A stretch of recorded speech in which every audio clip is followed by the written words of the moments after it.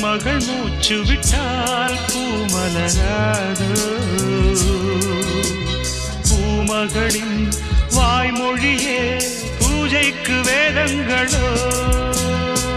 கல்லூரி வாழ்க்கையில் காதல் ஏன் வந்தது? ஆகாயம் எங்கிலும் நீலம் யார் தந்தது? இயல்பானது.